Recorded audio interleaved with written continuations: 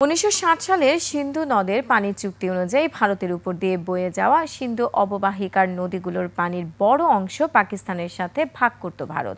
কিন্তু ভারত গত মে মাসে একতরফাভাবে চুক্তি স্থগিতের ফলে সেই পানি প্রবাহ বন্ধ হয়। এবার আফগান পররাষ্ট্রমন্ত্রীর ভারত সফর শেষে আফগানিস্তান ঘোষণা দিল পাকিস্তানের উত্তর পশ্চিমাঞ্চলের পানির অন্যতম উৎস কুনার নদীতে দ্রুত বাঁধ নির্মাণ করার। দর্শক, এই পানি সংকটের বিশ্লেষণ করছেন অতিথি আন্তর্জাতিক সম্পর্ক বিশ্লেষক জাহিদ আল আসাদ। ভারতের পথে হেঁটে এবার পাকিস্তানের নদীর পানি নিয়ন্ত্রণ করতে চায় আফগানিস্তান। পাকিস্তানের গুরুত্বপূর্ণ নদীর পানি নিয়ন্ত্রণ করতে তালেবান সরকার বিতর্কিত বাঁধ নির্মাণের পরিকল্পনা করছে বলে সংবাদ মাধ্যমে জানানো হয়েছে। আফগানিস্তান থেকে পাকিস্তানে বয়ে যাওয়া কুনার নদীর উপর যত দ্রুত সম্ভব বাঁধ তোলার নির্দেশ দিয়েছেন সর্বোচ্চ তালেবান নেতা হিবাদুল্লাহ আখুনজাদা। এমন এক সময় এই ঘোষণা আসলো যখন মাত্রই তালেবান সরকারের পররাষ্ট্রমন্ত্রী ভারতে এক ম্যারাথন সফর শেষ করে দেশে ফিরেছেন। একই সাথে এ মাসেই আফগানিস্তান ও পাকিস্তানের মধ্যে রক্তক্ষয়ী সংঘর্ষ হয়েছে। দুই দেশের মধ্যে ২৬০০ কিলোমিটারের বেশি দীর্ঘ ডুরাল্ড লাইন ঘিরে চলছে টানটান উত্তেজনা। সেই সঙ্গে পাকিস্তানের অভিযোগ, জঙ্গি গোষ্ঠী তেহরিকি তালেবান পাকিস্তান আফগানিস্তানের মাটি থেকে পাকিস্তানে হামলা করেছে। এমন টানটান উত্তেজনার মুহূর্তে আফগানিস্তানের তরফ থেকে এই বাঁধ নির্মাণের ঘোষণা আসলো।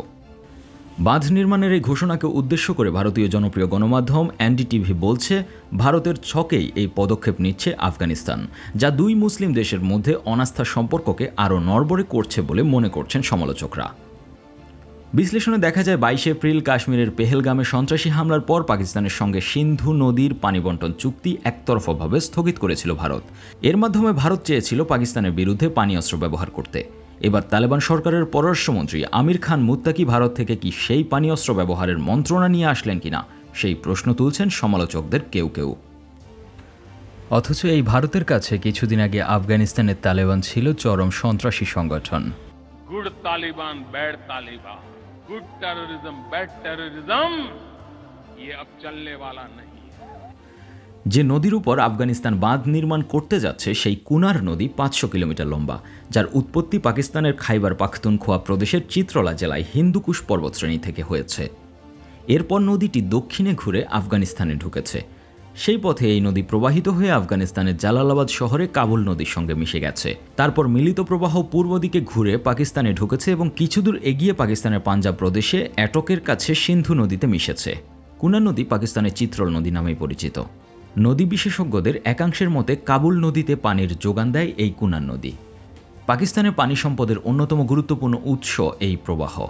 কেবল পাকিস্তানের খাইবার পাখতুনখোয়া প্রদেশের কৃষি, জলবিদ্যুৎ এবং সুপেয় পানির জন্যই নয়, বরং পাঞ্জাব প্রদেশেও কৃষি এবং অন্যান্য গুরুত্বপূর্ণ কাজে এই নদীর পানি ব্যবহার করা হয়।